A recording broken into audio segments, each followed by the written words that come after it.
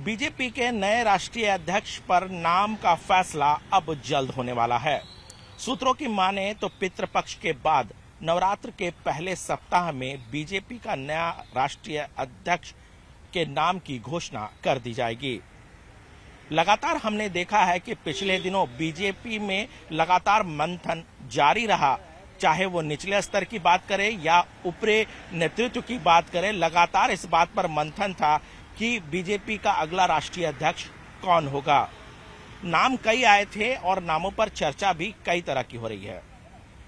ये भी कहा जा सकता है कि चूंकि आने वाले वक्त में बिहार विधानसभा चुनाव है, ऐसे में बीजेपी के नए राष्ट्रीय अध्यक्ष के नेतृत्व में बिहार विधानसभा चुनाव लड़ा जाएगा। वर्तमान में जेपी नड्डा बीजेपी के राष्ट्रीय अध्यक्ष हैं और लगातार उनको एक्सटेंशन मिल रहा है।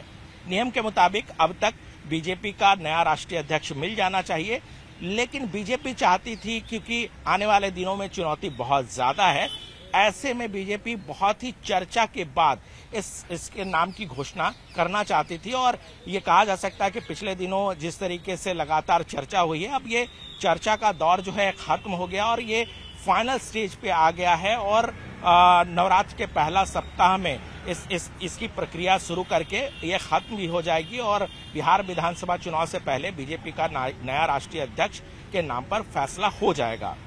जहां तक नाम की बात कहें तो जो सूत्र बता रहे हैं उसके मुताबिक बीजेपी का नया राष्ट्रीय अध्यक्ष संगठन का कह सकते हैं कि बहुत ही अनुभवी नेता होगा और कई नाम पर चर्चा चल रही है, जिसमें हरियाणा के पूर्व मुख्यमंत्री मनोहर लाल खट्टर हैं। इसके अलावा केंद्रीय मंत्री धर्मेंद्र प्रधान हैं, केंद्रीय मंत्री भूपेंद्र यादव हैं और भी कई नामों पर चर्चा चल रही है।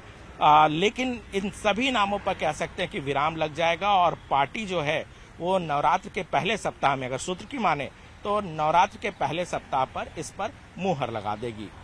कैमरामैन हरीश के साथ अनूप गुप्ता, न्यूज 18 नेटवर्क, दिल्ली।